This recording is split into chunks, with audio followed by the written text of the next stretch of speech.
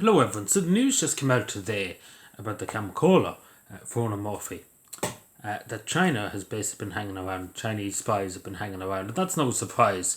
As we remember, just about a year or two ago, we all remember this, it was big news at the time, and it should have been big news, that the Chinese Communist Party, the police force of China, the Communist Party of China, had agents in Ireland, had police officers in Ireland.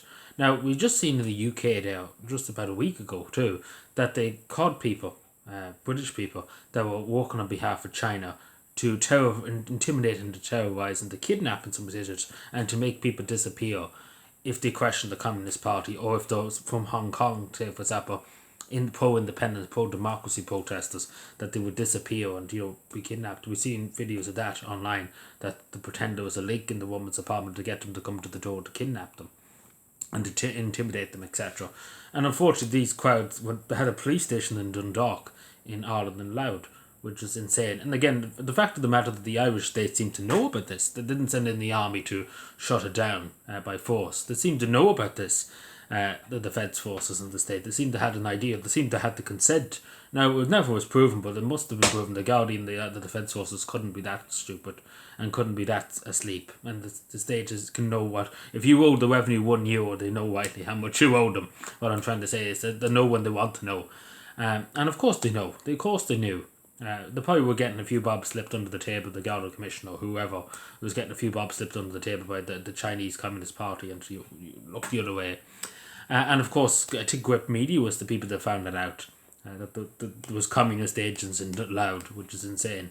But nobody was ever arrested for that, nobody was ever held to account. You'd think they would have sent in the defence forces to remove them by force out of the country, because that's probably what should have been done. And it would have sent a very clear message to China. Of course, there is Russian spies here. There's probably every kind of spy in the world here, because this boat, anybody can walk in. Basically, the last few years you could come in without even a passport. So basically, there was never any background checks done to a lot of people. People just walked in to the country, got a free accommodation and everything.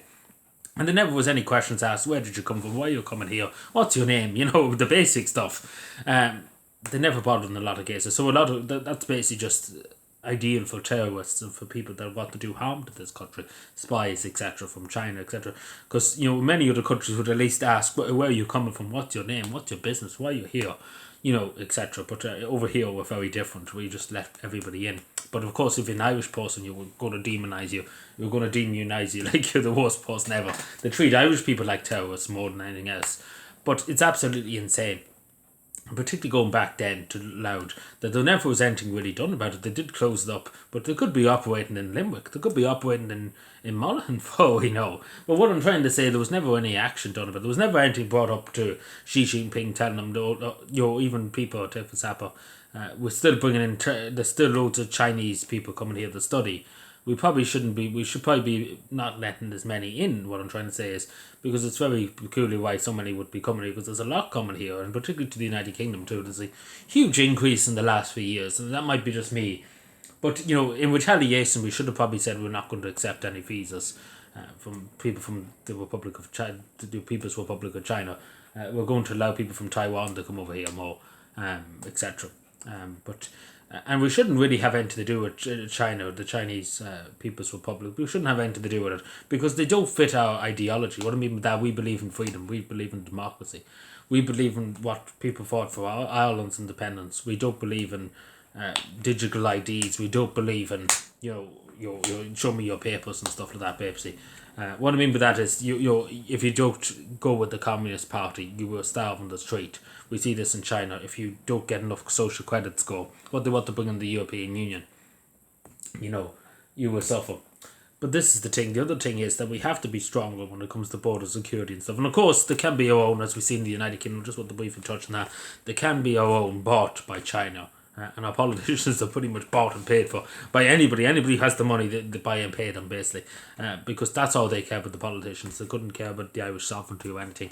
It's just how much they get paid. As long as China comes along with a big check, 500,000, straight away their loyalty to the country is cut out the window. Whoever pays the most, they take it.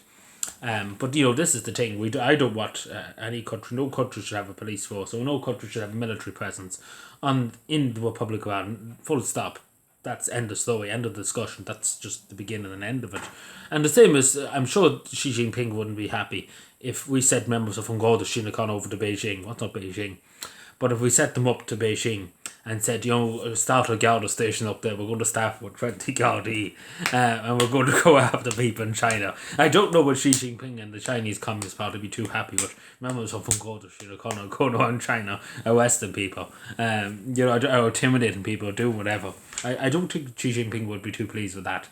And rightly so. I wouldn't blame him if he done it, because it would be we shouldn't be doing it in the first place. But the thing about it is that we need to be a lot more tougher on China, particularly when we see this, and especially there's been other instances in the past. This is not just the first time. Male politicians were targeted by honeypots by Chinese women that were trying to get into bed with them, and to put them nicely. And that's pretty much to get information, to get to compromise people too. With these things, particularly politicians high up, civil servants, etc. We've seen the United States with a congressman one time. But and I say this to politicians and civil servants, etc., who serve this country, that you have allegiance to the Irish people, not to yourself or to anybody else, or to any other country. Have allegiance to the people of Ireland. And no other country, no other people comes first but the Irish people and the Irish nation. And that's as simple as that, and that's how you bear allegiance to that country, to Ireland. And no country should ever come between that. But anyway, let me know what you think. As I say, this is a queer risk to the state, and it's a risk to the people of Ireland too, because we do not want Chinese spies, communist spies from China, infiltrating our politics, infiltrating our society, conducting espionage, as I say, going after people that are distant, people that criticise us, the regime, Tibet, etc., all that. We don't want things like that. We don't want nothing to do with it in this country. And we won't tolerate it. Above all else, we won't tolerate in this country the actions of that. Any country, regardless if it's China, North Korea, regardless if it's Russia, the United States, whoever, we won't tolerate it. Simple as that. And we should never tolerate it. Thank you.